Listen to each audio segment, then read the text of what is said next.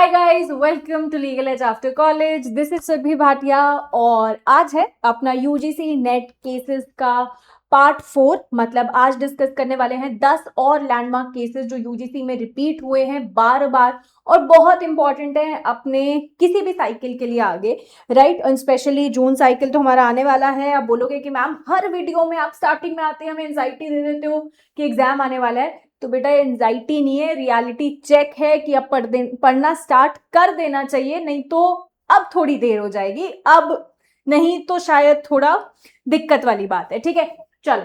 तो आज के जो हमारे केसेस हैं, कुछ केसेस हमारे कंपनी लॉ से कनेक्टेड है, कुछ केसेस हमारे कॉन्स्टिट्यूशन से कनेक्टेड है और कुछ केसेस हमारे नेचुरल जस्टिस से भी कनेक्टेड है, एडमिनिस्ट्रेटिव लॉ। अल्टीमेटली हमारे जितने भी केसेस ये होने वाले हैं ये सब के सब अगेन पीवाईक्यूज ओरिएंटेड है, बार बार रिपीट हुए हैं and not just for UGC net, her exam के लिए ये काफी इंपॉर्टेंट रहते हैं।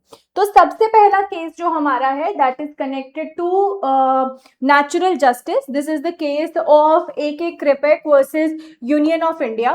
ठीक है, अब बहुत ही ब्रीफली बताऊं तो इस पूरे केस में इंस्टेंस ये हुआ था कि एक पर्सन कैंडिडेट बने, कहाँ के आईएफएस ऑफिसर्स का, यहाँ पे कुछ सिलेक्शन का एस्पेक्ट हो रहा था।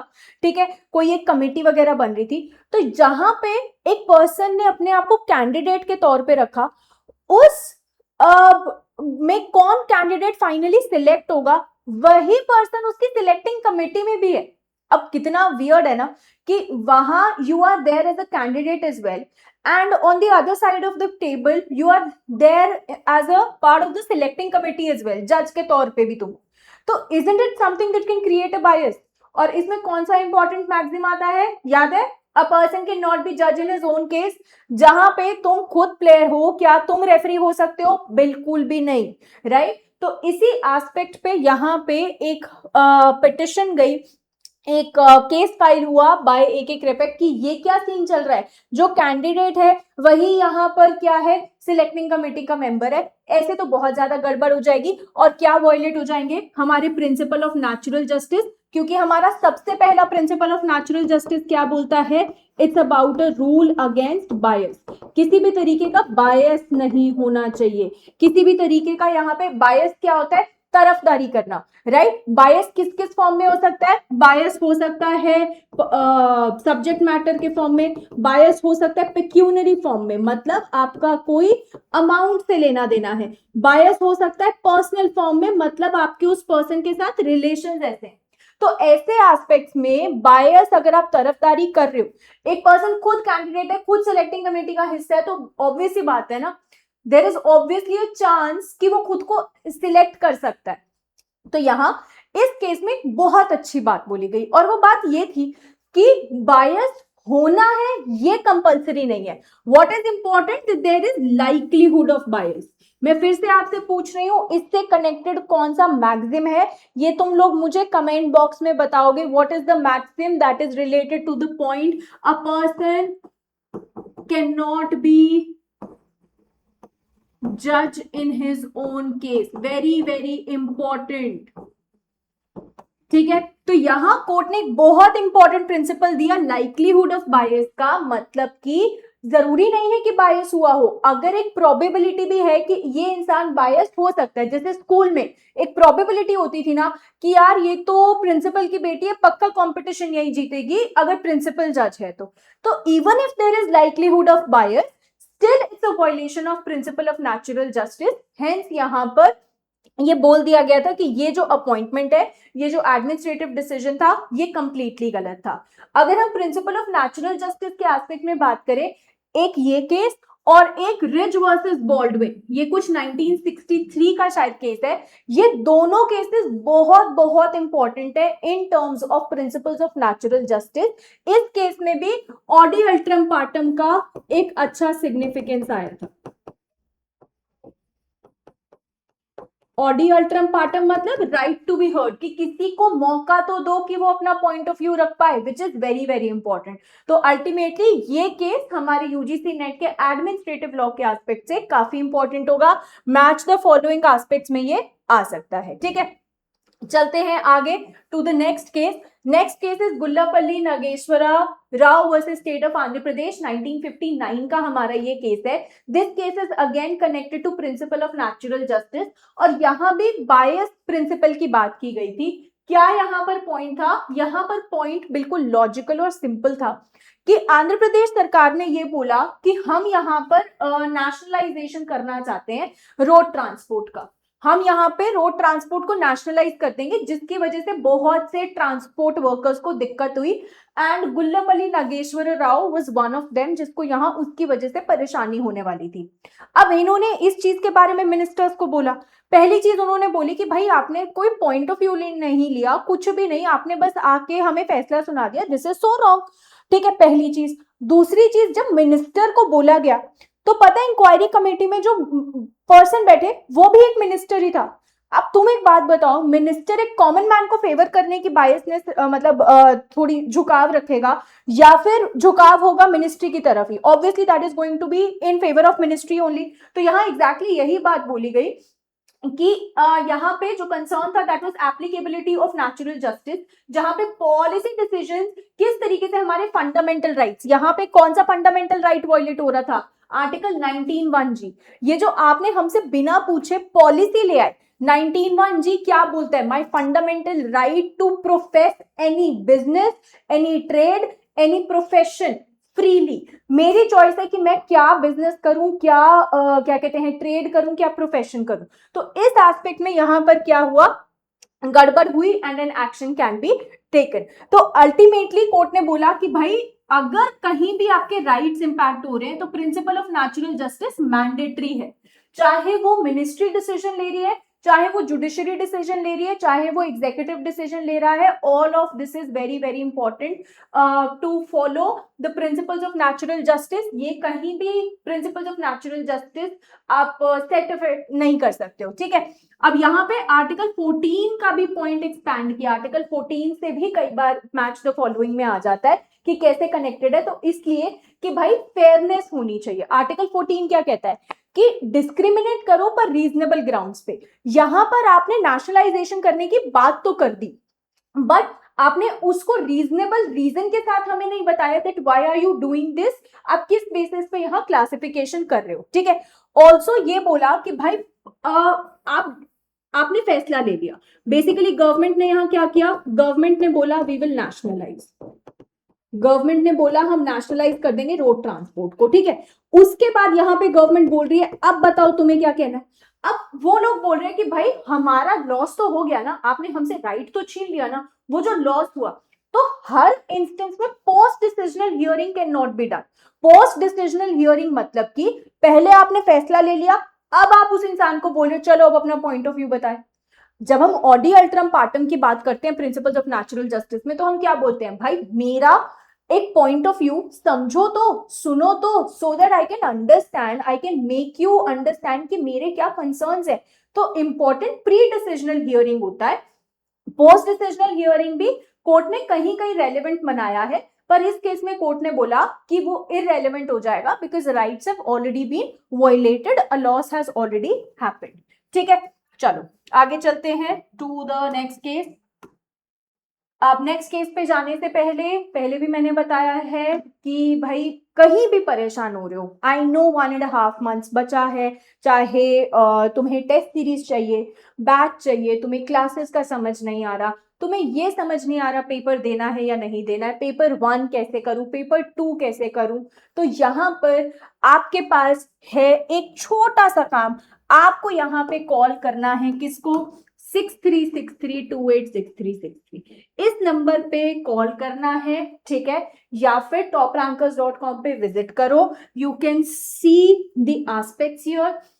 आप प्रॉपरली यहाँ पर देख सकते हो. यहाँ पे proper live classes recorded lectures के फॉर्म में भी मिल रहे हैं, लाइव क्लासेस भी हो रही है जहां हम इंटरैक्टिव वे में आपको पेपर 1 पेपर 2 कंप्लीटली कवर करवा रहे हैं. कोई भी टॉपिक यहाँ आपका छूटेगा नहीं। PYQs ओरिएंटेड हो रहे हैं, आपको PYQs अलग से मिल रहे हैं, प्रैक्टिस सेशंस अलग से मिल रहे हैं, 25+ मॉक टेस्ट मिल रहे हैं, which is very very important. एक स्ट्रक्चर्ड स्टडी प्लान होगा तुम लोग के पास, एंड मोस्ट इंपॉर्टेंट यहाँ पर होगी 1-on-1 मेंटरशिप। ठीक है, जो भी स्ट्रैटेजी में तुम फंस रहे हो, जहां भी फंस रहे हो, you can have a word with us. जितनी फैकल्टीज है, all of us are UGC clear faculties, तो वी नो द चैलेंजेस जो इस टाइम पे तुम फेस कर रहे हो, चाहे तुम जॉब के साथ कर रहे हो, चाहे तुम कॉलेज के साथ कर रहे हो, या तुम सेल्फ स्टडी कर रहे हो, जो भी चैलेंजेस हैं, all of this we can resolve here in that 1-to-1 mentorship. Also LEACYT का कूपन यूज करना भूलना मत, 10% का ऑफ मिलेगा, तो ये यूज करके एक प्रॉपर गाइडेंस की तरफ जाओ। अगर हम पिछले साल के रिजल्ट्स देखें, यस देयर आर स्टूडेंट्स जिन्होंने वन गो में एक स्ट्रक्चर्ड प्लान के साथ, इस स्ट्रक्चर्ड प्लान के साथ वन गो में JRF क्लियर किया है। तुम्हें भी करना है, बस इस नंबर पे कॉल करना है, 6363286363। ठीक है, चलो। The third case for today is the case of company law. This is the case of Salomon versus Salomon and Company Limited. अब तुम सोचोगे कि मैम ये दो ही नाम आपने बार बार क्यों लिख दिए? एग्जैक्टली यहाँ पे यही कंसर्न था। एक सैलोमन था, उसने कंपनी बनाई। अब कंपनी में उसने क्या किया, अपनी ही फैमिली के शेयर्स, डिबेंचर्स इनकॉर्पोरेट कर दिए। ठीक है, जब कंपनी लिक्विडेट मतलब बिकने की बारी आई, उसके एसेट्स बेचने की बारी आई, तो सबसे पहला नंबर किसका लगा? इसी का लगा। अब बाकी लोग बोल रहे हैं कि भाई हाउ इज इट फेयर, इस कंपनी में अगर कोई भी एसेट्स बिक रहे हैं तो सबसे पहले अमाउंट भी किसको मिल रहा है? इसी को मिल रहा है, दैट इज नॉट फेयर। तो लिक्विडेटर ने बोला हाँ यार बात तो सही है, कंपनीज में हम एक कॉन्सेप्ट समझते हैं which is separate legal entity.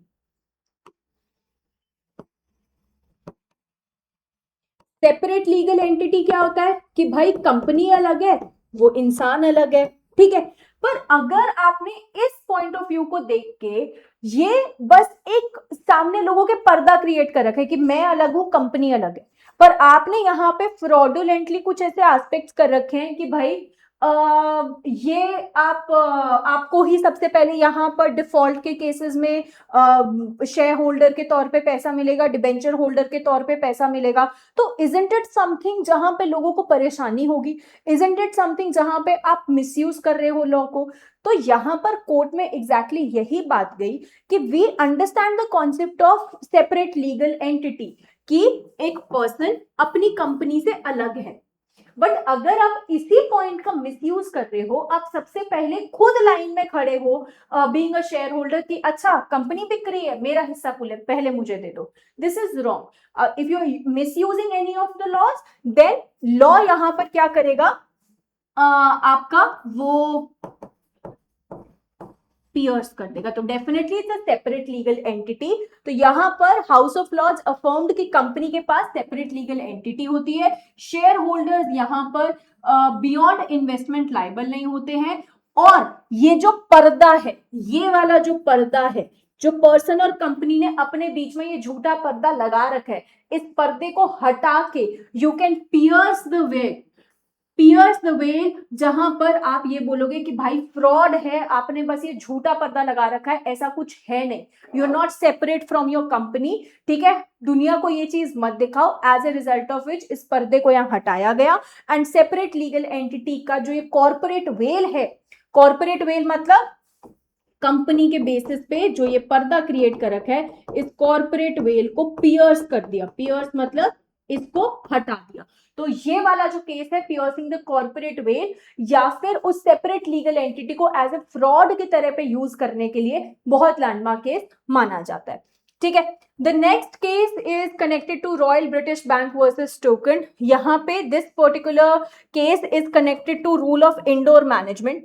अब यहाँ सिंपल सा एक पॉइंट आया, रूल ऑफ इंडोर मैनेजमेंट से ये बहुत इंपॉर्टेंट है। यहाँ पे एक सिंपल सा केस आया कि बैंक के पास कुछ लोन के लिए कंपनी आई। ठीक है, बैंक ने कंपनी को लोन दे दिया, और जब उसने लोन दिया तो उसने पेपर वर्क चेक किया, पेपर वर्क बिल्कुल बढ़िया था, डायरेक्टर की अथॉरिटी के बेसिस पे उन्होंने चेक कर दिया।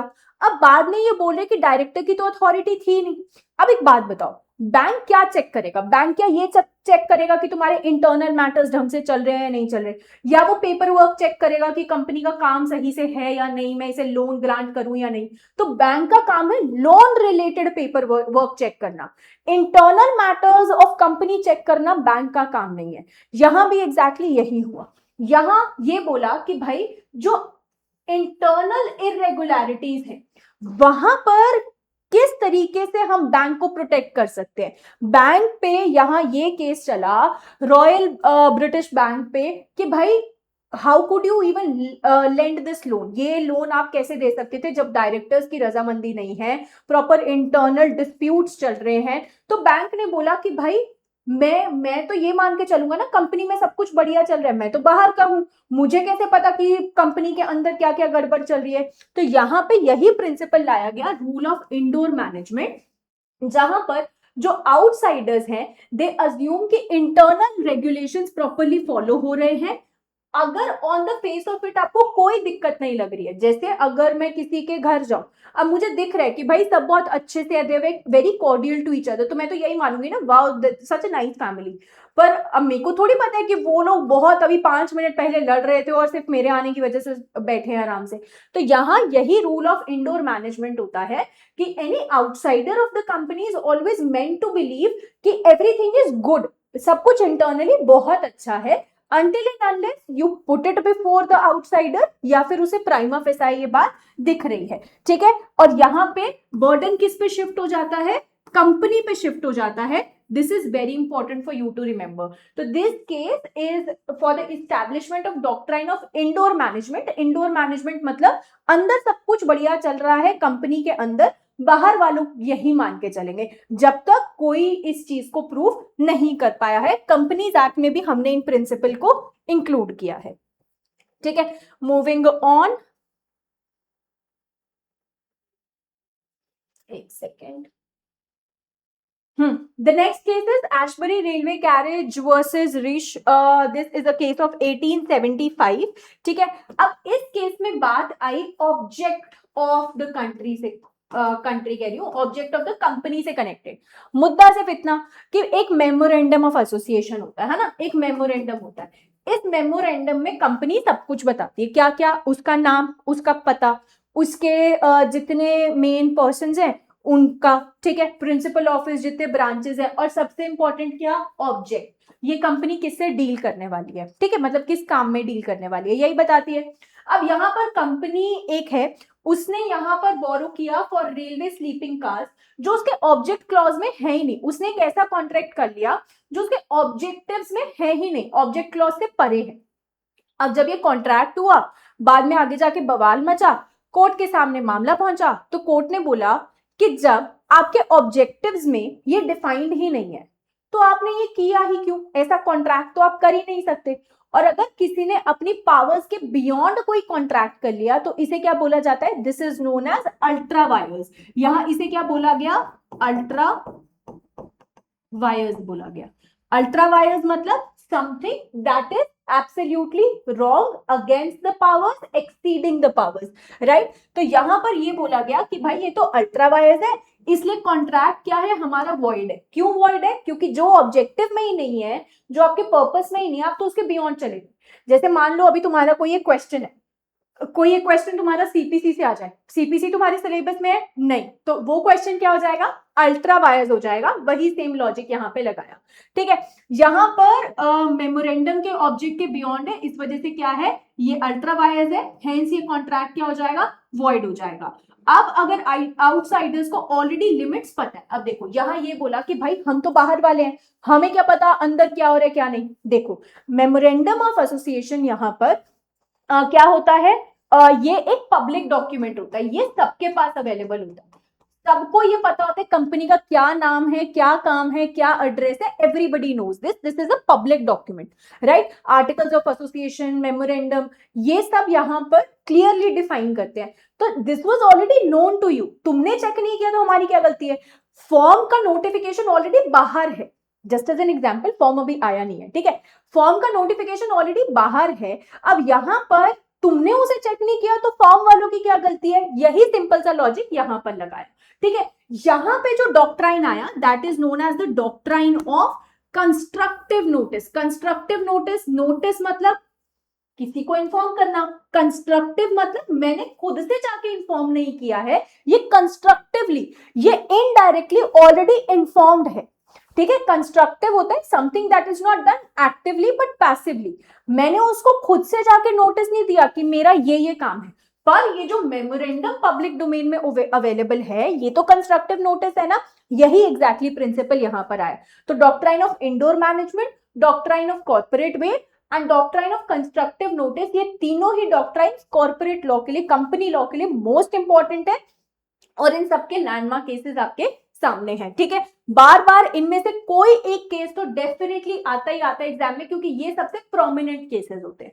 अब आते हैं most prominent case of article 21 और रादर कॉन्स्टिट्यूशन, एक ऐसा केस जिसकी बदौलत आज आर्टिकल 21 हमारे लिए इतना वाइड है कि राइट टू लाइफ के बेसिक एस्पेक्ट में आर्टिकल 21 क्या है, एक छोटा सा 2 लाइन का एक आर्टिकल है, no person shall be deprived of life और personal liberty except according to procedure established by law.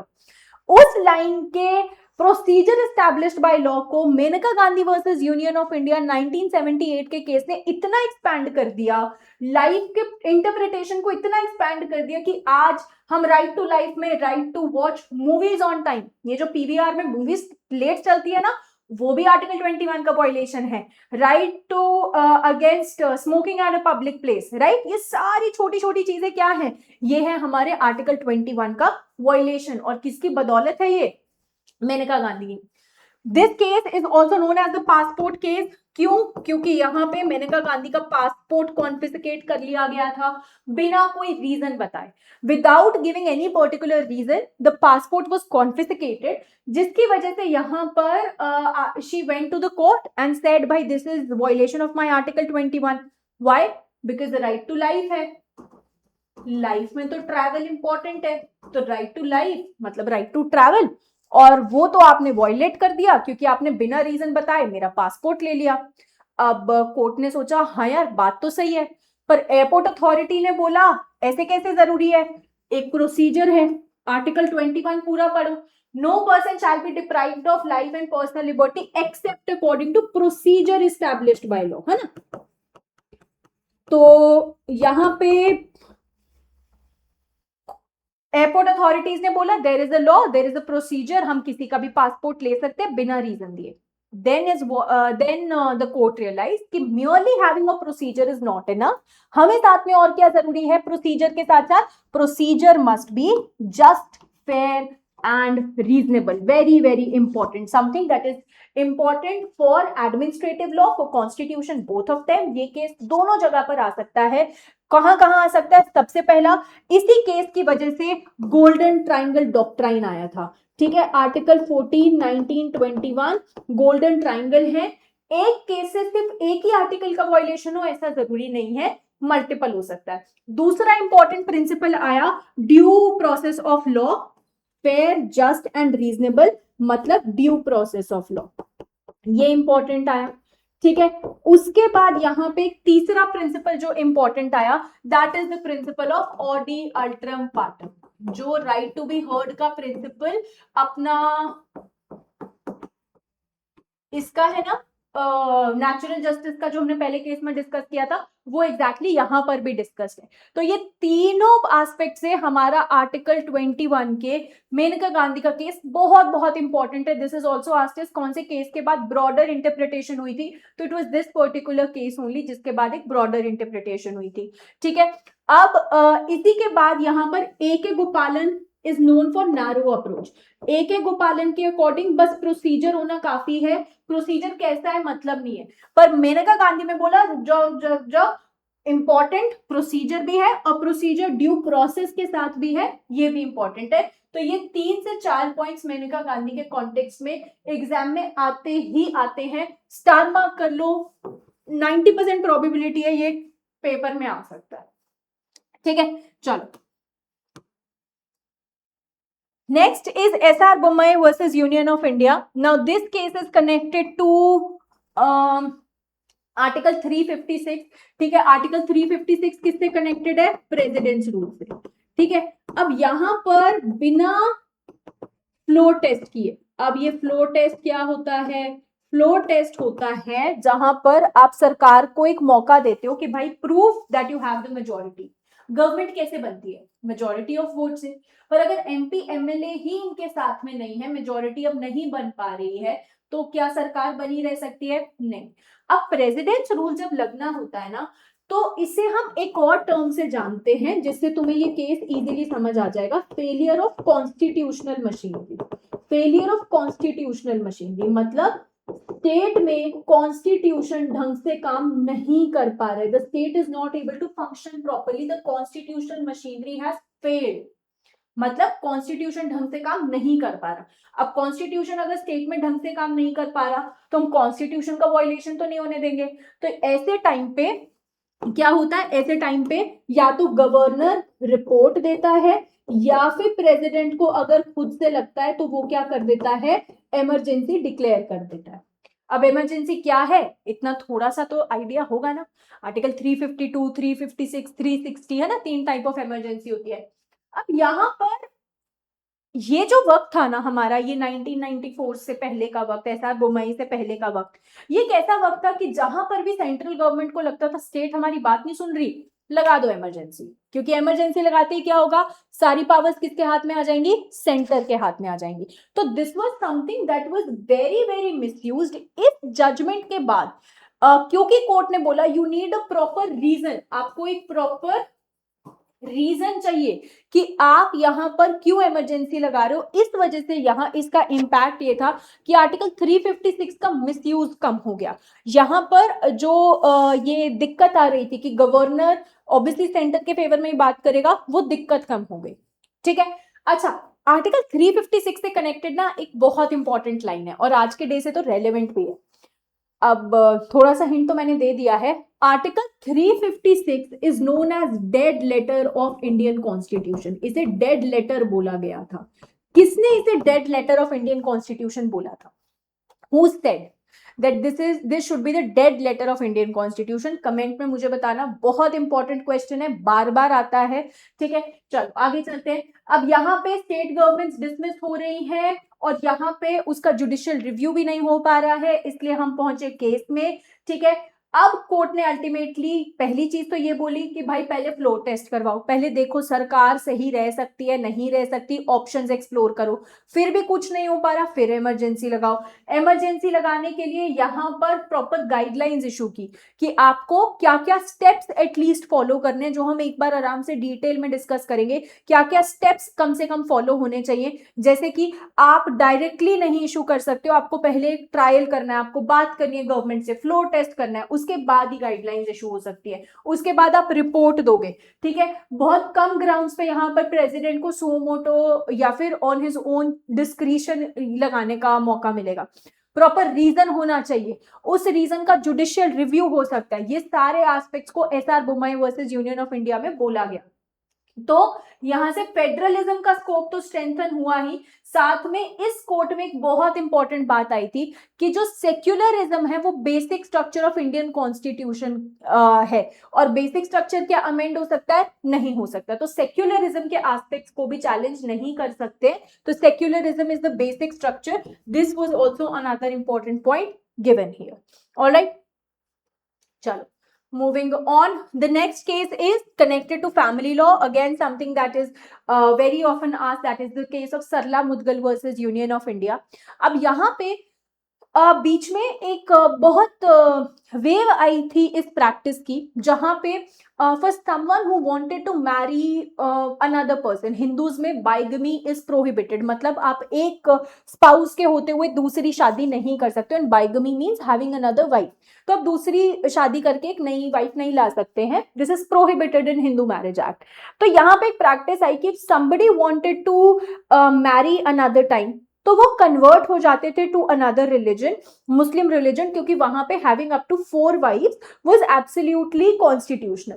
तो यहाँ पे Sarla Mudgal was one of the I think she was associated to an NGO, मेरे को एनजीओ का नाम याद नहीं आ रहा, she was associated with an NGO, और यहाँ पे वो एनजीओ के बिहाफ पे गई क्योंकि यहाँ पे बहुत सी लेडीज ऐसी थी who were suffering, why, because now their husbands have converted to Muslim religion for the sole reason that they want to marry another time, right? तो इसकी वजह से यहाँ पर उनका जो मेंटेनेंस क्लेम है वो भी गड़बड़ कर रहा है, ठीक है।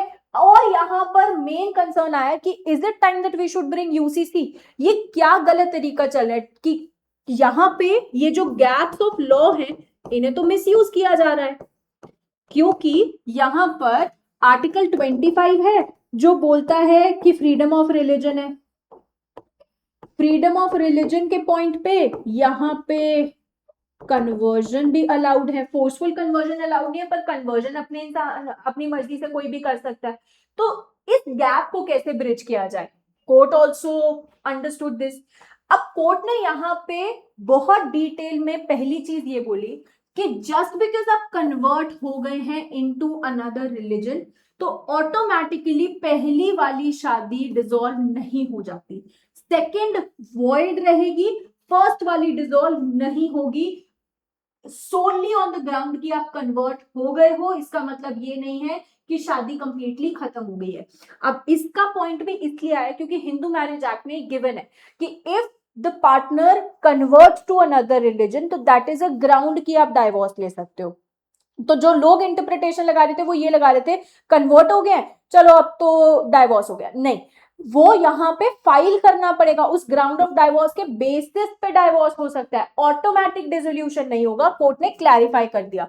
और यहाँ इस केस में कोर्ट ने बहुत क्लियरली ये बोला था भाई इट्स टाइम कि इंडिया में अब यूसीसी लाना है, ये जो गैप है, ये जो मिसयूज है, इसे हम तभी सॉर्ट कर सकते हैं जब यूनिफॉर्म सिविल कोड जैसी चीज आएगी, जैसे अभी उत्तराखंड में, गुजरात में, irrespective of the religion that you belong to, जो हमारी बाइगमी है, ठीक है, चाहे पॉलीएंड्री, हैविंग मल्टीपल हस्बैंड्स, और पॉलीएंड्री और पॉलीगैमी दोनों ही यहाँ पे क्या है, प्रोहिबिटेड है। Polygamy means having multiple wives and polyandry is having multiple husbands, दोनों ही प्रोहिबिटेड है। यहाँ पे कॉमन रूल्स लगने वाले हैं किस पे, on Hindus, Muslims, irrespective of the religion you belong to. तो यहाँ यूसीसी आना चाहिए, is very very important point of this particular case, ठीक है।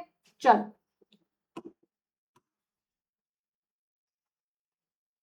एक सेकेंड, हमारा नेक्स्ट केस है Daniel Latifi versus union of India. अब ये केस अपने आप में बहुत ही इंपॉर्टेंट है क्योंकि Daniel Latifi versus union of India की बात करूं, 2001 के इस केस में कॉन्स्टिट्यूशनल स्टेटस डिसाइड हुआ था, किसका, Muslim women protection of rights act. यहाँ पे शाहबानो केस हमने लास्ट सेशन में डिस्कस किया था, ठीक है। शाहबानो केस के बाद क्या हुआ था, शाहबानो केस के बाद एक एक्ट आया था जहां पर ये बोला गया था, शाहबानो केस में ये बोला कि 125 सीआरपीसी में मुस्लिम विमेन को क्या मिलेगा, यहाँ पे मेंटेनेंस मिलेगी, ठीक है। इद्दत पीरियड के बाद भी यहाँ पे they are entitled to maintenance, all right. पर बहुत ज्यादा राइट्स होने लगे, उसी वक्त राजीव गांधी गवर्नमेंट को एक एक्ट लेकर आना पड़ा, ठीक है, Muslim women protection of rights during divorce act, ठीक है। तो यहां पे जब ये एक्ट आया तो इस एक्ट में ये बोला,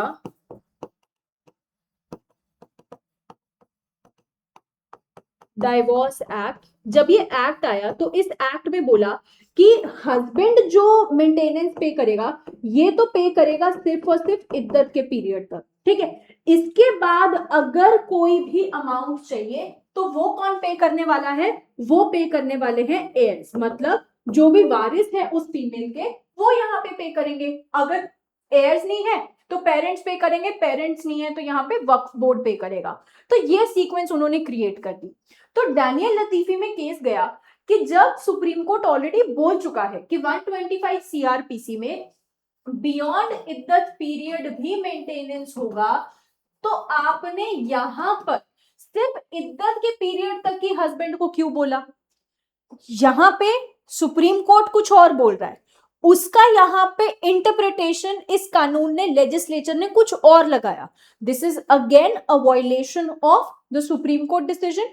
हम तो यहाँ पे सुप्रीम कोर्ट की तौहीन कर रहे हैं, दिस इज रॉन्ग। तो जब डैनियल लतीफी का केस पहुंचा, सुप्रीम कोर्ट ने यहाँ बहुत ही वाइजली एक हार्मोनियस कंस्ट्रक्शन किया। डॉक्ट्राइन ऑफ हार्मोनियस कंस्ट्रक्शन आपने सुना होगा, जहां पे कॉन्फ्लिक्टिंग पॉइंट है वहां पर आपने दोनों को बहुत बैलेंस्ड वे में कंस्ट्रक्ट करने की कोशिश की, बैलेंस करने की कोशिश की पर्सनल लॉज को। किस तरीके से? उन्होंने बोला कि ये जो हस्बैंड है ये इद्दत के पीरियड में ही इतना सफिशिएंटली उस फीमेल को प्रोवाइड करते। अभी तक क्या था, इद्दत के पीरियड तक बस मेंटेनेंस दे दो, ओके, पर अब ये बोला जा रहा है इद्दत के पीरियड में आप इतना सफिशिएंटली प्रोवाइड कर दो फीमेल को, अपनी एक्स वाइफ को, कि आगे जाके दिक्कत नहीं आए। ठीक है, तो यहां पे कोर्ट ने ये बोला कि ये जो प्रोविजन है इसका इंटरप्रिटेशन में हम शाबानों का एस्पेक्ट और जो ट्रेडिशन चला आ रहा है कि इद्दत के पीरियड तक ही पे करना है, इन दोनों को बैलेंस करते हुए एक डिसीजन दे रहे हैं, इसे कॉन्स्टिट्यूशनल डिक्लेयर कर रहे हैं। और ये बोला दैट पे सफिशिएंटली इद्दत के पीरियड तक, जिससे इद्दत के पीरियड वाली दिक्कत भी खत्म हो गई। और जो यहाँ पे फीमेल्स का एस्पेक्ट था कि मेंटेनेंस सिर्फ इद्दत में दोगे, आगे नहीं दोगे, तो वो वाली दिक्कत भी खत्म हो जाएगी, because you have been sufficiently paid that maintenance amount. ठीक है, तो उनको यहाँ पे कंप्लीटली बैलेंस क्रिएट करके उनके राइट्स को कहीं ना कहीं प्रॉपर्ली प्रोवाइड कर दिया सुप्रीम कोर्ट ने in the case of Daniel Latifi. इसमें कॉन्स्टिट्यूशनल स्टेटस चैलेंज हुआ था, इस पे क्वेश्चन बहुत बार आता है। ठीक है, the last case for the day is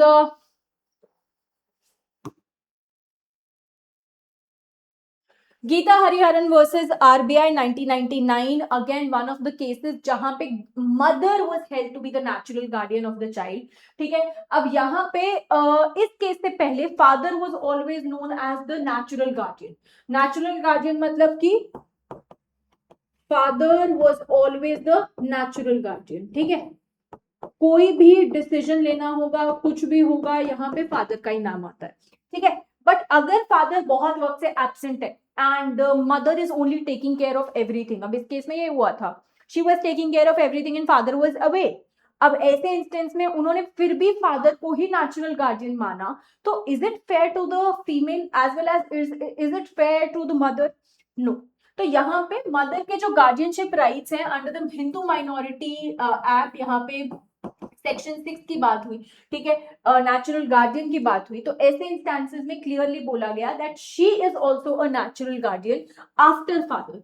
ठीक है, आफ्टर का मतलब रिजिड नहीं है, मतलब यहां पर ये बोला गया आफ्टर फादर का इंटरप्रिटेशन जो पहले लगाया जा रहा था वो ये लगाया जा रहा था after the father has passed away, after the death of the father mother will be known as a natural guardian. पर कोर्ट ने बोला कि इतना स्ट्रिक्ट इंटरप्रिटेशन नहीं लगाना है, यहाँ पर्पस ये है that whenever the father is unavailable, mother can also be considered as the natural guardian। After का इंटरप्रिटेशन यहाँ बहुत सॉफ्ट करके एक प्रोग्रेसिव रूलिंग इन्होंने प्रोवाइड की थी, विच इज वेरी इंपॉर्टेंट। ठीक है, तो यहाँ पर आर्टिकल 14 का वायलेशन जो क्लेम किया गया था, court absolutely believe that yes this interpretation of after violates article 14, right to equality for the mother, for the female, as a result of which it's better that we make it a bit lighter, we make it bit sorted। ठीक है, तो ये था आपका session for the day, जिसमें हमने 10 cases discuss किए, few from family law, few from constitution and a few from company law and also administrative law। ठीक है, all in all ये सारे cases again I am telling you हमारे UGC net के लिए बहुत बहुत इंपॉर्टेंट है। ठीक है, कहीं भी कंफ्यूजन आ रही है, क्या पढ़ना है, कैसे पढ़ना है, पेपर 1 कैसे करना है, कितना करना है, आपको करना अभी के लिए सिर्फ इतना है, कंफ्यूजन आते ही कॉल करना है ऑन 6363286363। ठीक है, इस नंबर पे यहाँ पर आपको कॉल करना है and all your problems are resolved. ठीक है, ऑल्सो चैनल को सब्सक्राइब करना मत भूलना, बिकॉज यूजीसी नेट आने के साथ साथ वी आर ब्रिंगिंग इन बहुत सारे सेशन जो आपके रिविजन में बहुत ज्यादा हेल्प करने वाले हैं। अगर पीवाईक्यू सॉल्विंग सीरीज चाहिए तो पीवाईक्यू कमेंट करो so that we can bring in this series for you. ठीक है, this was all about this session. मिलते हैं बहुत जल्द with part 5। Take care guys, bye bye.